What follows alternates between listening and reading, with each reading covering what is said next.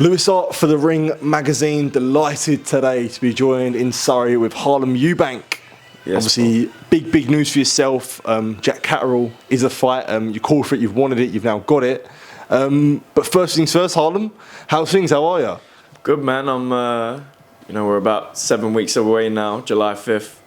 So I'm, in camp mode here, as you can see, and excited for a big night, in his backyard, ready to go and make a statement. Yeah, as I say, the Jack Catterall fight was one you wanted, and it was like third about a couple of weeks ago, I guess. After the McKenna fight, there was a call out made. I guess now to have your wish and have the fight made. I guess how excited are you to get this over the line and pushing towards, as you say, a big fight, which is what you wanted? Yeah, this is the type of fight we wanted next. A world-class operator. This is a guy that was considered undisputed by most of the boxing public and people in boxing. They believe that he won the fight, and should have been undisputed at a point in time not too long ago. And he's still right up there. And we wanted the best available, and we believe that he's the best guy in the UK. And that's the scalp I want. Do you feel like it's getting to a point now where you have that chance to prove, for a lot of time you said, you want to fight the best competition. There's a lot of names that you'd always wanted, and do you feel like it's that point now with a Jack Catterall fight where it's like, look, I'm going to show people how good I can be? Definitely. It's no secret that I've always been trying to make the best and the biggest fights happen. I'm in a position where I've wanted the opportunity to make a big statement, and this is the perfect opponent now in Jack. He is, we believe, the best out there in the UK, and that's the type of opponent I want now to go in there and prove what I'm about and make a big splash. Is there also an importance, I guess, in timing as well, knowing that this was right for you and right for Jack as well, obviously, at 147 too. Was that importance in timing, knowing that, look, I feel like now I'm ready to be confident in a fight against Jack Catterall, if that makes sense? So definitely, I moved up recently from 140 to 147, and I'm getting comfortable at this weight now. For Jack, the options on the table for him, he was looking at a potential trilogy with Josh Taylor, who's also up at 147. A lot of the big fights are at 147 now, so he decided it's time for him to move up as well. So this is a hot division now, 147 pounds, and I believe I'm about to make a big impact. Not only in the UK but on the world scene, with this fight here. You've had your home comforts in the last couple of fights being in Brighton, but now this one in Manchester as well. Is there part of you relishing sort of having that away challenging, I guess, with someone like Catterall, who's Manchester's been his home for the last couple of fights? So I'm excited, I guess, to have that away from home feeling in a sense. Yeah, I love fighting in Brighton, and it's always a great night, great atmosphere down there, and it does feel like home, the home comfort's fighting down there now, and it's great that the people come out, and it's always a huge event down there. But this one, up at world level, I'm excited to go to the backyard, and it's always like that feeling of going to someone's backyard and dominating. Yeah. That's what I really enjoy doing. Yeah. And I've got a chip on my shoulder to go out there and do that July 5th. Yeah, that as you say there, is there that good feeling, I guess, as you say, everyone always imagines it in their head, that movie style when you're in the backyard and you're having that step up to world level. I'm sure this would have been these fights like these would have been what you visualised when you first turned pro.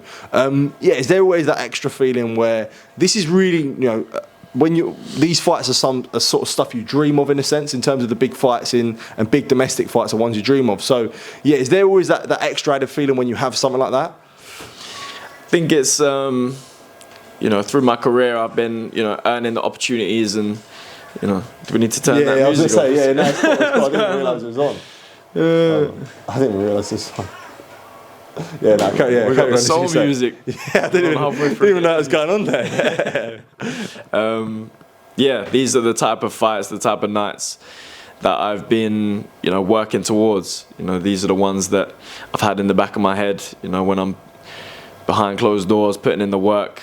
It's these type of nights that I've been working for, and they're here now, so I'm ready to go in there and take advantage of that. Do you feel like you have a lot to prove in this fight, with it being, I guess, a step up at world level?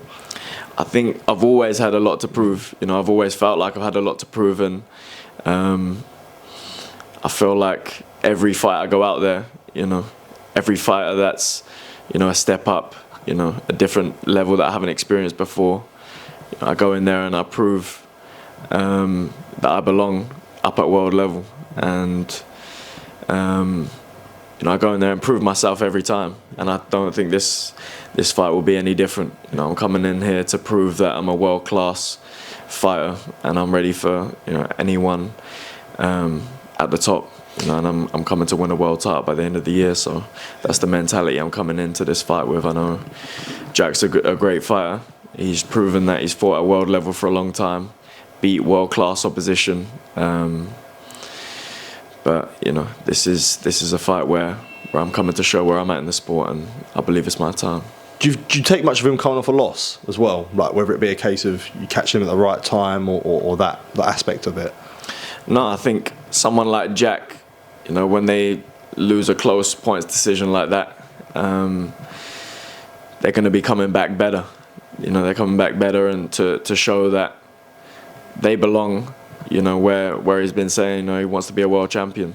So when someone comes off a close, decision like that, and it's gone against them, they go back to the gym, and they come back better, and that's the type of fighter he is. So we're expecting the best of Jack Catterall, and I believe that's what we're going to get, and that's exactly what I'm prepared for. Yeah, I don't think I've actually caught up with you since Eubank Jr. against Benn, but yeah, I guess overall it's a good time to be a Eubank at the moment. I'm sure obviously your family name, junior and senior, and yourself, it's all in the headlines. Yeah, it must be a good time as your moment to be a Eubank, and as well for yourself now. You've obviously got a big fight secured too.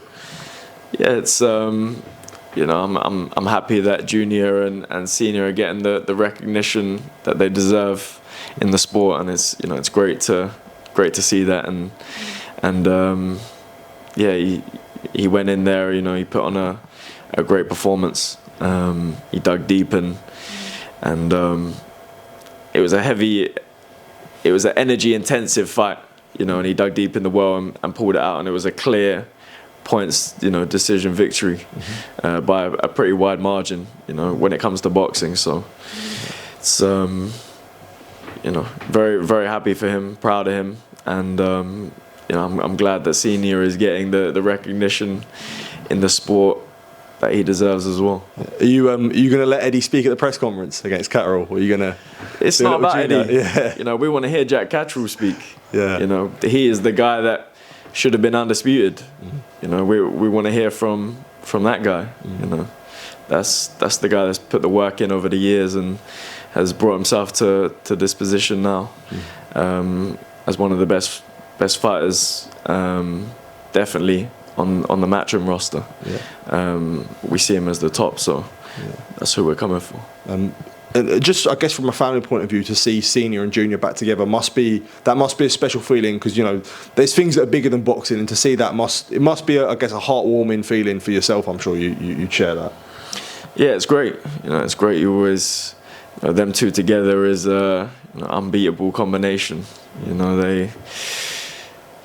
It's great to see them. Obviously, every family inside or outside of boxing has their ups and downs, and points when they're closer than others, but it's great that boxing can bring them closer together again, and I hope they go from strength to strength. Yeah. Well, I guess before I do let you go, Harlem, it's a typical question: what happens on July 5th against Jack Catterall? I think I'll stop him. Yeah. Good stuff. Harlem, appreciate you taking time to speak to me. Always good to see you. Always good to catch up. And yeah, all the best for July 5th against Jack Catterall. Appreciate it. Thank you.